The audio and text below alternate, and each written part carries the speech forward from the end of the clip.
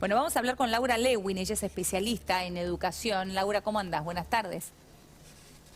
Hola, ¿cómo estás? Buenas tardes. Bien, gracias Laura Placer, por Laura. atendernos. ¿Cuál es la primera lectura que haces con todas estas cifras que íbamos contando recién, ¿no? Graves problemas para la matemática, para la lengua y también en ciencia.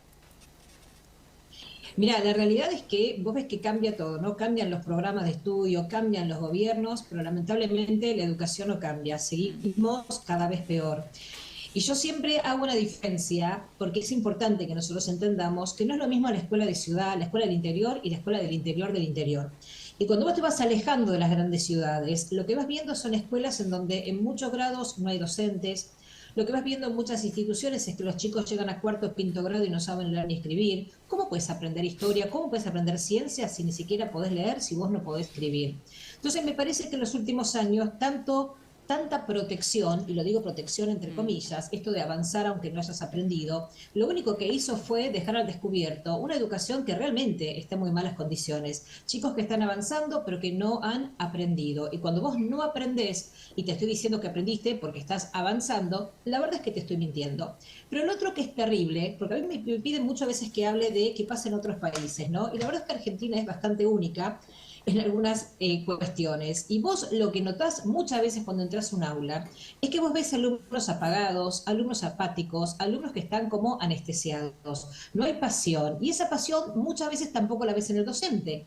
Y al mismo tiempo, ¿cómo podemos pedirle al docente que le ponga pasión a su trabajo cuando cobra 2 pesos, cuando corre de una escuela a la otra, cuando la familia va y lo increpa porque el alumno o su hijo no sacó la nota que ellos esperaban, cuando entra al aula y le dicen que igual los chicos tienen que aprobar aunque no hayan aprendido, cuando ven la apatía que hay en el aula? Entonces hay tanto para trabajar, que la verdad es que las pruebas PISA son nada más que una foto que te da información. Lo importante no es únicamente la foto, es qué hacemos ahora con esta foto, ¿no? ¿Cuáles son las políticas educativas que se van a tomar para empezar a enderezar un poquito este barco? Porque la realidad es que estamos mal en muchas cosas, no únicamente en lengua y matemática. Estamos mal en el rol del docente en el aula, un docente que ya no se lo respeta, un docente que perdió ese prestigio que tuvo, ¿no? Por muchísimas décadas en Argentina.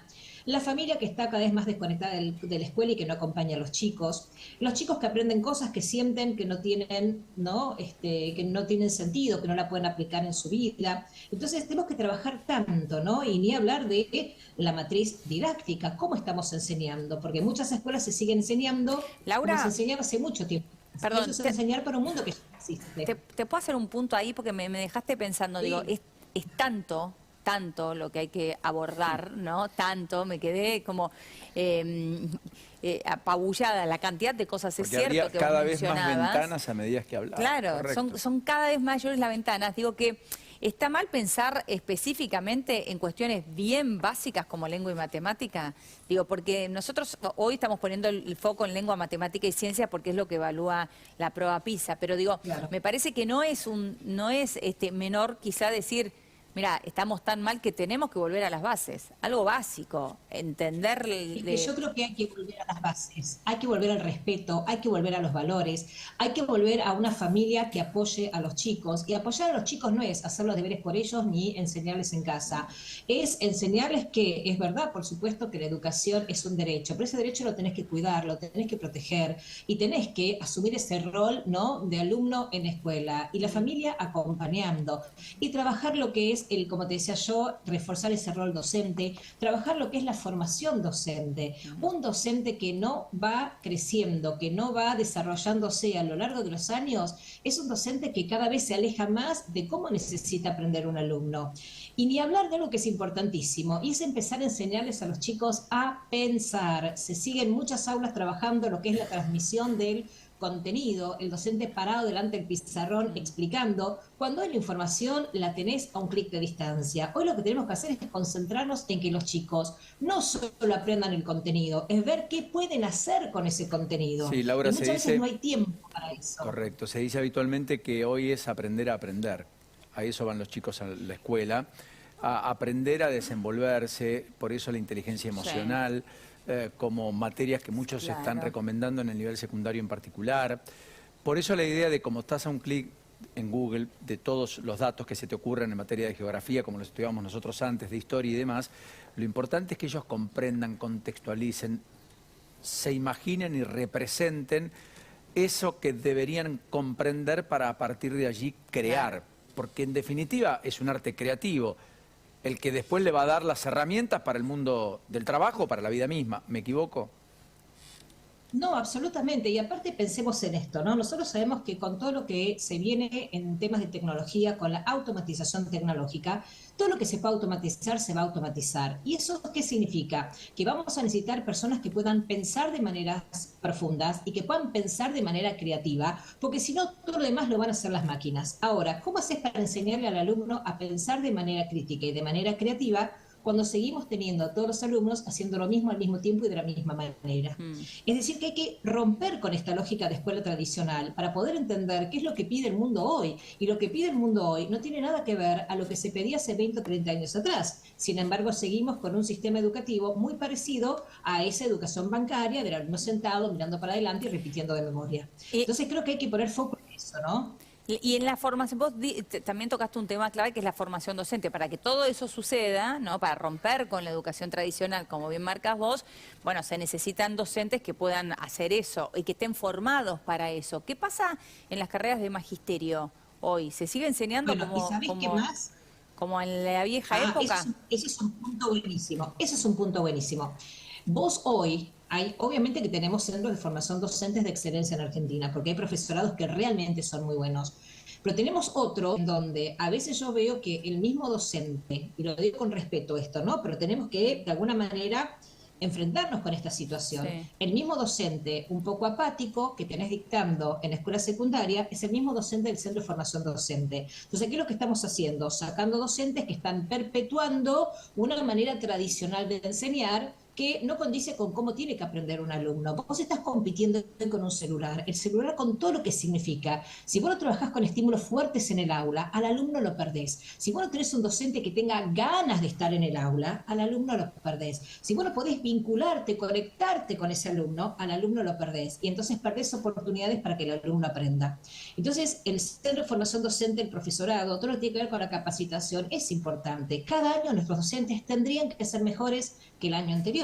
Y tenemos que entender que nadie crece de manera sostenida de casualidad. Entonces, si no tenemos un buen programa de capacitación en las escuelas, los docentes no van a crecer por arte de magia. Entonces tenemos que trabajar mucho con esa visión de por qué hacemos lo que hacemos, de como equipo docente, ¿no? ¿Qué es lo que valoramos? ¿Qué es lo que queremos en la escuela? ¿Qué es lo que queremos que nuestros alumnos logren? Y para eso tenemos que trabajar en equipo. Pero tristemente en la educación, cada vez más los docentes trabajan solos, como si fueran silos, ¿viste? En el campo, sí. Los silos, bueno, cada uno medio separado del otro. Entonces hay que volver a colegiar en la escuela, a charlar acerca de la educación, a charlar acerca de qué necesitan nuestros alumnos, es volver a poner la instrucción en el centro de la escena, Yo es creo, volver Laura, a hablar de pasión en la escuela.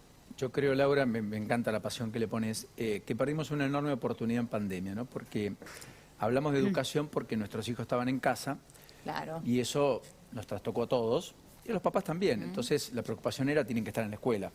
Tienen que estar porque es importante que estén en la escuela, pero tienen que estar porque además no puedo hacer mi vida si los chicos están en casa. Claro. Y esto con el mayor de los respetos. No ha sido en todos los casos, pero hubo una discusión creciente al respecto de eso. Sí. Nos quejamos cuando la escuela está cerrada por un paro, porque de vuelta, ¿qué hacemos con los chicos? Ahora, nunca hablamos sobre la calidad, ¿sabes? Nunca hablamos sobre a qué van a la escuela. Se divierten, se entretienen, quieren salir, quieren entrar, quieren ir, ¿les es motivador ese desenvolvimiento escolar que tienen? ¿Están a la altura de los desafíos que le impone el umbral de la puerta hacia afuera del colegio? ¿Lo que aplican allí lo pueden trasladar a algún lugar? Y yo creo que ahí está la discusión, corregime si no es eso, pedagógica mundial. El mundo está haciendo un esfuerzo descomunal para que no haya una inconexión y para que ese sea el material con el que hacen el salto cualitativo de los países. Corea del Sur es un claro ejemplo, pero no es el único. No, hay un montón de países. Yo creo que las familias lo que tienen que entender es que primero como sociedad tenemos que ver cuál es la educación que esperamos de nuestros hijos, pero al mismo tiempo tenemos que entender algo. Nos quejamos de que la educación es muy tradicional, pero cuando un docente quiere de alguna manera innovar, vamos y quejamos porque lo que están haciendo, viste, no es no es parecido a lo que nosotros conocemos como educación tradicional. Entonces tenemos que aprender a confiar.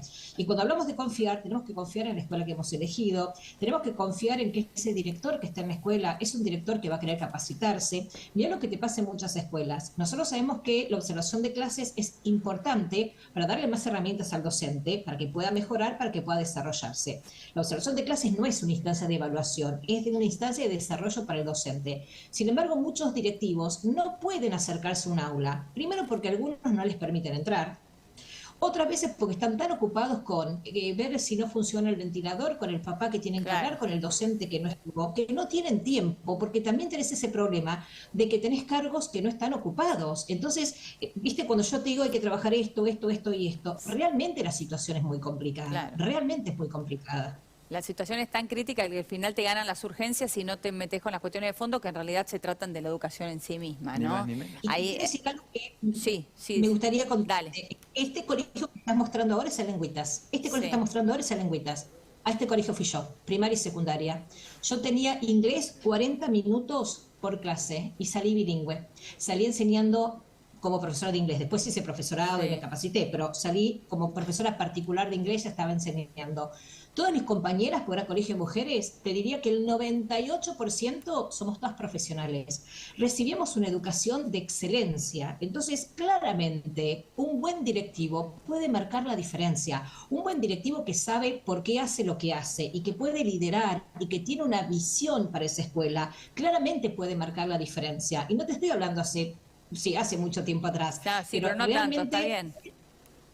Pero se entiende lo que estoy diciendo, o sea, yo no quiero decir con esto que Lengüitas hoy no sea el colegio que era. Lo que quiero decir es, se puede lograr un nivel de excelencia cuando tenés un equipo directivo y cuando tenés docentes que están apasionados y que saben a dónde están yendo y que haya coherencia. Pues si cada vez que viene un gobierno nuevo y te tira y empieza de vuelta, no tenés la continuidad que necesitas, porque transformar la educación requiere de tiempo, de mucho tiempo. Por eso necesitamos coherencia y necesitamos sostener en el tiempo las mejoras. Totalmente. Laura, es un placer hablar con vos. La verdad que tenés una pasión que contagia. Nos pasa la pantalla, definitivamente. Exacto. Y además tener este tiempo para poder hablar un poco de educación, ¿no? Porque si no, siempre cuando hablamos de educación hablamos de paros, de paritarias y esas cosas. Gracias, Laura. Un abrazo. Un beso. Hasta la próxima. Beso.